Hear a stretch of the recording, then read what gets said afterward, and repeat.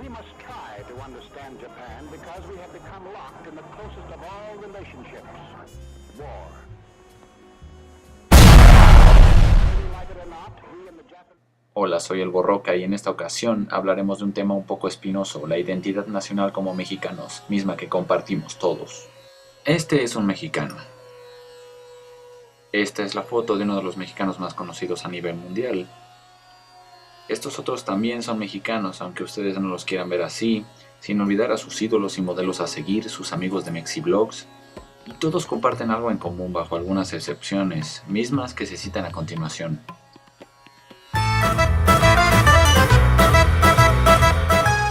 ¿Qué tienen en común todas estas personas de los retratos? Es que ninguna de ellos parece indígena. ¿Por qué? Porque a pesar de lo que digan muchos individuos, el ser mexicano no es ser indígena o un mestizo vencido. Ser mexicano es simplemente eso, el ser mexicano y punto, que es y existe como tal. El mito de que todo mexicano es igual a un indígena ha sido alimentado por casi 100 años y antes de él 200 años atrás. Comencemos por el principio que, irónicamente, empieza por el fin del Imperio Mexica. Si los nativos de estas tierras vieran su México actualmente, realmente se encojonarían. ¿Por qué? Porque sus tierras, su lengua, su identidad y sus costumbres llegarían al filo de la extinción. Porque irónicamente nuestro país basó su identidad en uno solo de todos estos pueblos, el mexica. El término México, como todos saben, viene del mexica. El primer pueblo de los conquistadores ibéricos vinieron a joder. En todo territorio que comprendía el imperio mexica, incluyendo aquellos pueblos que no llegaron a someter en su totalidad, se encontraban un montón de tribus y civilizaciones variopintas. Desde las tribus chatinas en Oaxaca hasta los tarahumaras, estaban los mazahua, los mazatecos, totonacas, tzotziles, cesal, xoles, zapotecos, mayas, popoluca, muso, chontales, triqui, cora, mame, yaqui, cuicateco, juave, canyobal, seri, paipai, papago, kikapú, cochimó y xil, entre otros tantos. Y de todos estos pueblos menos conocidos, el único de quien tomaron la mayoría de los mexicanismos, incluido el lenguaje y la identidad nacional, fue el más gandalla y odiado de todos, el pueblo mexica, los aztecas. Quizá de allí venga el por qué el resto del país nos odia a nosotros, los chilangos. Luego, durante el apogeo militar, pero no intelectual de los españoles, estos se internaron en las aguas que años antes Colón descubriera, asentándose primero en las zonas como Haití y Cuba. Después, en 1520, decidieron lanzarse a México y, guiados por los indígenas mayas que encontraron en las playas, se lanzaron a la ciudad de Tenochtitlán, donde un año después fue completamente jodida por la superioridad española. Fue precisamente en este punto donde muchos mexicanos actuales se refieren a la conquista de México, o cuando los españoles nos conquistaron. Ese término, nos conquistaron, siempre me mortificó. A mí nadie vino a conquistarme, ni a mi padre, ni a mi abuelo, ni a mis tíos o algún familiar que yo haya conocido o tengo idea de su existencia. Nadie que yo conozca tiene una crónica exacta que me diga, los españoles llegaron a mi casa y rompieron todo. Por eso hago este video informativo, no blog, you fucking idiots, para quitarnos de una buena vez el estigma de conquistados, ese estigma tan malo de que fuimos vencidos. En primer lugar, nadie de nosotros fue conquistado por nadie. Nadie de nosotros es ni será un mexica, salvo algunas excepciones, pero creo yo que nadie que vea este video vive en una comunidad indígena allá en la sierra y su madre y padre probablemente ausentes, sean ambos nativos del pueblo en cuestión.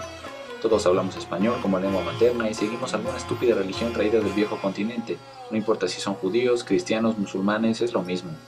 Nadie sigue las costumbres ni las tradiciones indígenas. Comer tamales y nopalitos no significa ser una costumbre. Toda esa hipocresía de tatuarse un antiguo dios azteca para sentirse más mexicano que otros no significa que realmente uno sea más indígena que otras personas.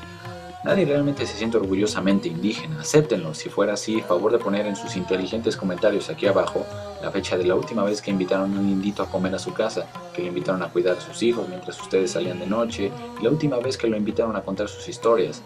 Lo sé, porque yo nunca lo he hecho y sinceramente darles unos pesos no es ser simpatético con ellos, es simplemente alejarse de la realidad.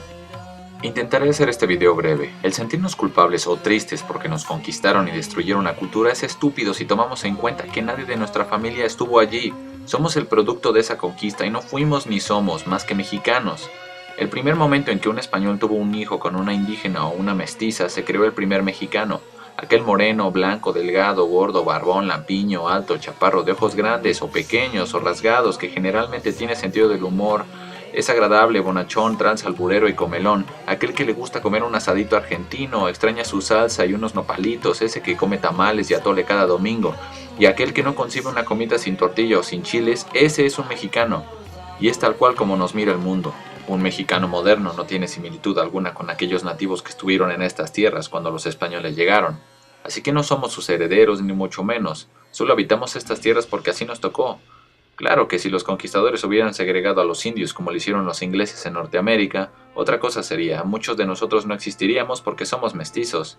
Las toponimias, la comida y algunas cosas que permanecen de los mexicas y aquellos pueblos que habitaron regiones de lo que nos queda de nuestra nación, no solo son remanentes de una cultura extinta, una cultura que ha sobrevivido gracias a los mexicanos actuales, nosotros, y algunos indígenas que se aferran a ellas.